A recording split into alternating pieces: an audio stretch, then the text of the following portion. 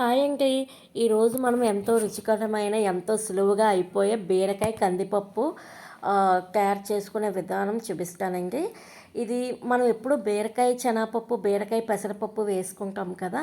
ఇప్పుడు ఒకసారి బీరకాయ కందిపప్పు కూడా వేసుకోండి, చాలా బాగుంటుంది.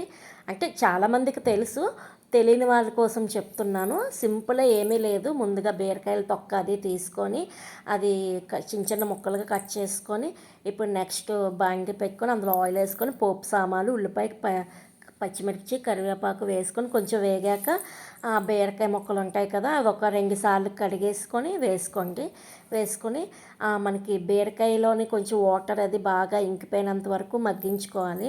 మనకి ఏంటంటే బీరకాయ కొంచెం వాటర్ కంటెంట్ ఎక్కువ కదా, అది మనకి కర్రీ ఎక్కువగా కనబడదు. సో అలాంటప్పుడు ఈ బీరకాయలోనే ఏదైనా మనం వెజ్ అయినా వేసుకోవచ్చు, నాన్ వెజ్ పప్పులు ఏమైనా వేసుకోవచ్చు, లేదంటే కీమా ఏది వేసుకున్నా కొంచెం మనకి అది కర్రీ కనిపిస్తుంది అనమాట. చూసారా, ఇప్పుడు నేను ఇది కందిపప్పు తీసుకున్నాను. కందిపప్పు ముసురుపప్పు అంటారు కదా, కొంచెం రెడ్ కలర్లో ఉంటుంది ఆ పప్పు. నెక్స్ట్ కొంచెం వెల్లుల్లిపాయలు కూడా కొంచెం దంచుకొని వేసుకుంటే మనకి ఆ ఫ్లేవర్ కూడా బాగుంటుంది. చూసారా వాటర్ ఎంత ఉందో, అదంతా బీరకాయలో నుండి వచ్చిన వాటరేనండి. ఇప్పుడు కొంచెం టమాటాస్ వేసుకొని అవి కూడా బాగా దగ్గరికి మగ్గిపోవాలన్నమాట, లేకపోతే పచ్చివాసన వస్తుంది. బాగా మగ్గిపోయిన తర్వాత నెక్స్ట్ ఈ కందిపప్పు ఒక 2 సార్లు కడిగేసుకొని ఇవి కూడా వేసుకోండి.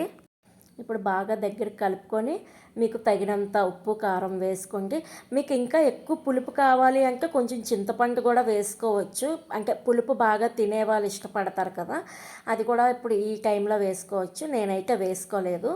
ఉప్పు కారం వేసుకొని ఇంకొంచెం దగ్గరికి బాగా ఇంకిపోయి ఆ వాటర్, నెక్స్ట్ మనం మెజర్మెంట్తోనే వాటర్ తీసుకొని తీసుకున్న వెంటనే లిడ్ పెట్టేయకండి. కొంచెం వాటర్ వేసి ఒక్క 2 నిమిషాలు కొంచెం దగ్గరగా లిడ్ పెట్టకుండా మరి మగ్గినిస్తే కొంచెం పచ్చివాసన అనేది పోతుందనమాట. చూసారా, నేను ఇక్కడ కొంచెం వాటర్ వేసుకొని కొంచెం ఒక్క 2 నిమిషాలే, మరి ఎక్కువసేపు కూడా కాదు, వేసుకొని మీ ఇంట్లో కొత్తిమీర ఆప్షనల్, కొత్తిమీర ఉంటే వేసుకోండి, లేకపోతే లేదు. నేనైతే కొంచెం లైట్గా గార్నిష్ కోసం వేసుకున్నాను, అంటే కొంచెం ఫ్లేవర్ బాగుంటుందని. అంతేనండి, లెగ్ పెట్టేసుకోవడమే.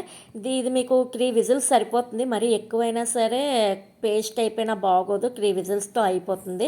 దీనికి మనం రసం పెట్టుకొని దీంతో నంచుకున్నా బాగుంటుంది, లేదంటే వడియాలు కానీ అప్పడాలు కానీ ఏమైనా అవైనా సైడ్ డిష్గా బాగుంటుంది. మీరు కూడా ఎప్పుడైనా ఈ కందిపప్పుతో ట్రై చేయండి.